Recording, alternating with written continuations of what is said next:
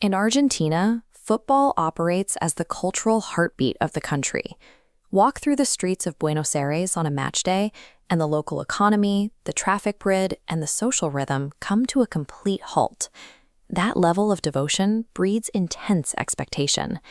The baseline for success was established in 1978, when the host nation secured its first World Cup title amidst deep political turmoil. 8 years later, the standard elevated from difficult to nearly impossible. Diego Maradona carried the team to the 1986 championship in Mexico. He produced an individual performance so dominant that the Argentine public elevated him from an athlete to a deity. He became the undisputed savior of the nation. Because of that victory, wearing the national jersey became a heavy burden.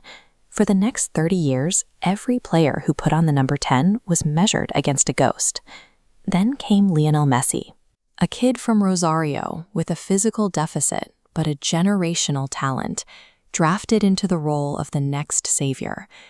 In Europe, he collected Champions League titles and Ballon d'Or awards at a staggering pace for Barcelona. Yet in the blue and white stripes of the national team, those same trophies remained elusive.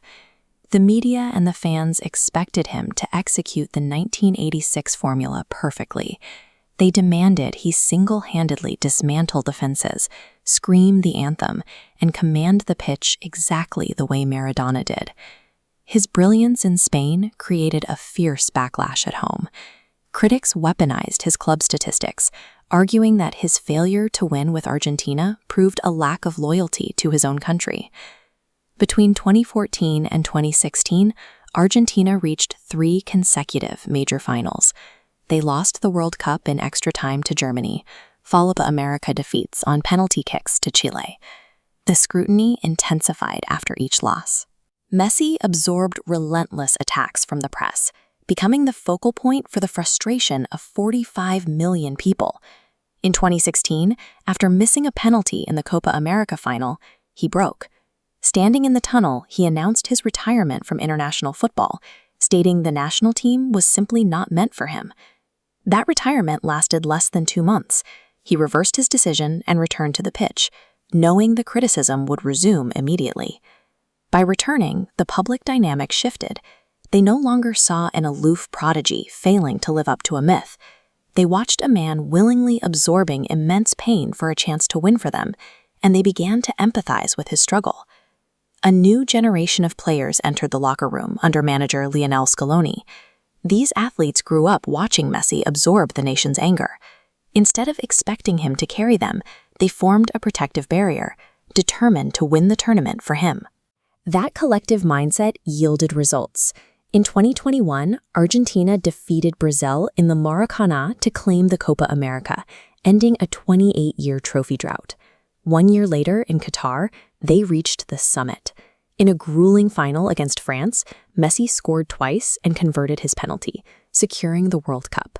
The streets of Buenos Aires erupted. Millions of people flooded the avenues, releasing over 3 decades of accumulated anxiety and heartbreak. The era of the solitary savior ended, replaced by a collective that finally functioned as a whole to protect their captain. Now the calculus for the 2026 World Cup is completely inverted. Argentina arrives not as desperate challengers suffocated by history, but as liberated defending champions. The core of the roster is filled with battle-tested players in their mid-20s. Athletes like Julian Alvarez carry the DNA of a team that only knows how to win on the global stage. Their tactical identity no longer relies on a single creative source. They operate as a modern, cohesive unit, capable of dictating possession and suffocating opponents through coordinated pressure. They face the 2026 tournament with a different weight.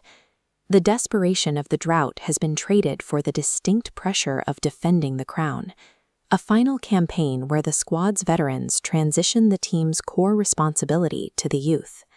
The gold Messi brings home will sit in the trophy cases, but the map he leaves behind shows an entire country how to absorb consecutive failures, refuse to quit, and eventually find the way back to the top.